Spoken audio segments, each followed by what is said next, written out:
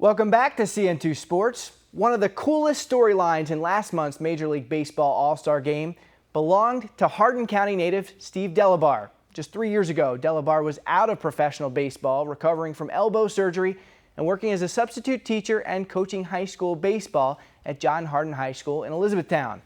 A cutting-edge strength program and a lot of determination helped him not only get back to the big leagues, but become a lights-out reliever for the Toronto Blue Jays this season. And Steve Delabar joins me now from Florida by phone. Steve, thanks so much for doing this. Thanks for having me. Well, first of all, you made the most out of your All-Star appearance, striking out NL MVP Buster Posey.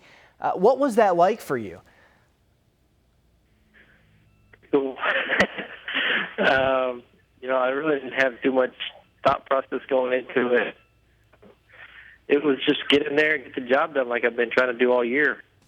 Yeah, but were the nerves ramped up? I mean, your first All-Star game appearance, and here you are facing one of the best hitters in the NL. Were you just out of your mind?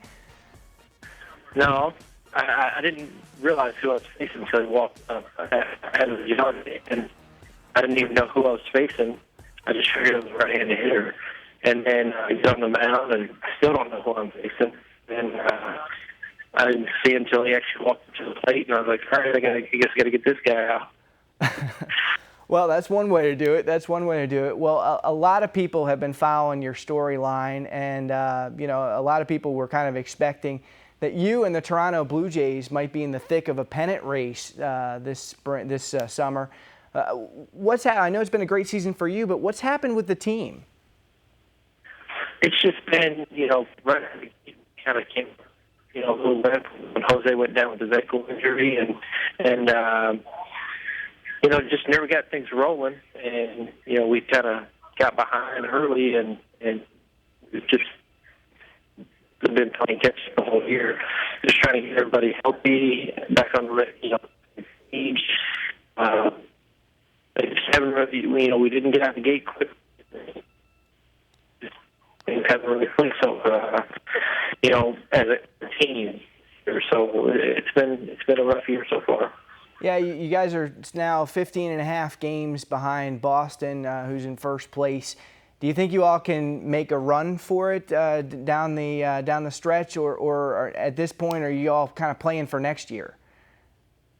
Well, you never want to give up on the season that we're playing in, so we're going to continue to fight hard and show up every day and try to get the job done. But it's tough. For us to make a run, that means the teams have been playing really, really well have to play really, really bad. So, it's like I said, we just got to show up at the yard every day and then, make the most out of the day. Yeah, and you guys, it's not like you're playing in an easy division. What's it like going up against AL East hitters? And who is the toughest lineup to face, especially as a reliever coming in the middle of the game? The AL East is tough. Our bullpen coach calls it the men's league.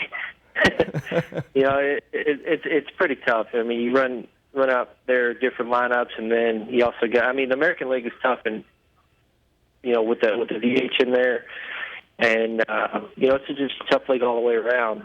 And then just to be in the AL East and face the lineups we have to face, 18 times. We face each team in our division 18 times a year. So that just, you get, I don't want to say used to the hitters, but, you obviously have guys that you want to face and then guys that you want to stay away from. The lineup that's the toughest, I'd have to say, is Baltimore. Very tough lineup all through. Their DH bat's ninth. So it just shows that they're all set lefty, righty all the way through. Power the whole lineup. I think J.J. Hardy he was All-Star this year, and he bats, he bats down 6th, 7th, or 8th. It's just a tough lineup. They got speed, they got power, and they put the ball in play. So they got a pretty tough lineup. Yeah, I don't envy you when you're talking about basically the third place team being the toughest lineup to face. And that's one of the reasons why you and your fellow mates in the bullpen of the Jays have been used so much this season. No team has used their bullpen more than you all have, more than 388 innings so far. And I know you're right now on the disabled list. How much has that use kind of tired you out? You know, I say that, you know, I'm tired.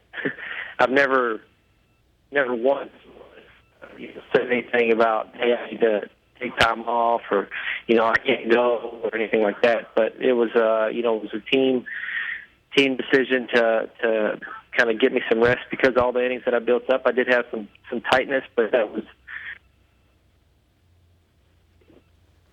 you know, precautionary. You know, MRI came back clean, everything was good to go there. But, you know, it was, you know, the team saying, you know, for where we are and you know, how the team's going, you know, we just, you know, we want to play it safe right now and get everything right. Well, yeah, because right now it's a little bit of a shoulder inflammation that you're just kind of, as you said, preventative maintenance there. But you spent a lot of time as you fought to get back to the majors, strengthening up your arm with the Velocity program. Explain how that's different from a regular strength programming and what you were doing with that weighted ball. Well, the program is a shoulder strengthening program, and just the irony of it, I'm the guy that goes down with shoulder issues. All things, all workload. So, like a guy that Darren Oliver says, he says there is not one gimmick or workout or diet you can do that's going to prevent you from getting. There's stuff out there that, you know, for an outfielder, you're going to a wall, and you know it's not going to save you there, or slide into the bag late and you know you hurt your ankle. So there's nothing out there that's going to protect you from getting overworked or you know just common you know injuries that happen. So, but the Velocity program is built to strengthen the shoulder by balancing out the front and back side of the shoulder, which is an internal and external rotation. Was originally designed by Tom House,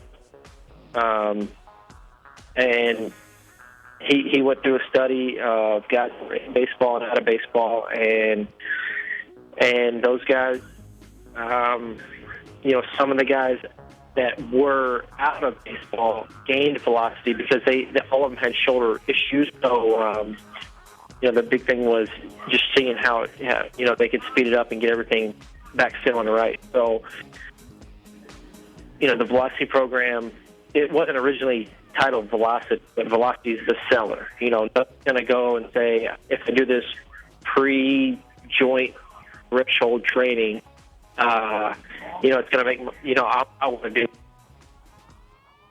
You want the velocity, and that's what comes from it by having the stronger shoulder and increasing your arm speed. Right. And you mentioned looking at players outside of baseball. I think the parallel was made to tennis players and their serve, and they weren't having the problems with their shoulders like pitchers were, like you all. And do you think there is a difference, you know, that when you let go of the ball, that puts more stress on that rotator cuff? Absolutely, and even you know. I guess, yeah, that was part of the original study. They asked Pete Sampras how many serves he makes in a day, and he said, you know, 500. And that way exceeds any type of throwing that I do. So, and he said he never has any problems in his shoulder. It's only elbow when he starts twisting and turning and trying to get the ball to spin, just like a pitcher does when he goes off speed or breaking balls.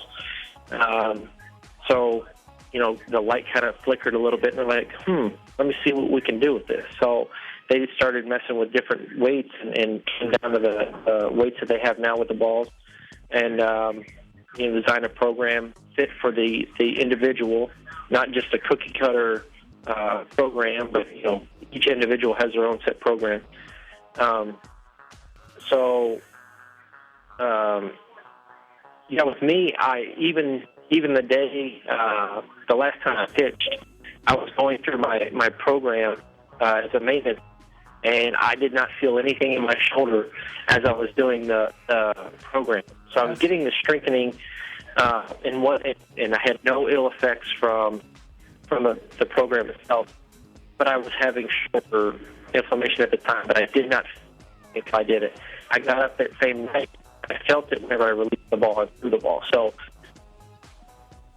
it's one of those things where you get the strengthening without the same game breakdown. Right. Well, that's incredible. Well, I really hope, Steve, that you kind of build that arm strength back up, that this doesn't give you a setback at all, and you're back on the mound very soon. Thank you again so much for joining me. Thanks for having me.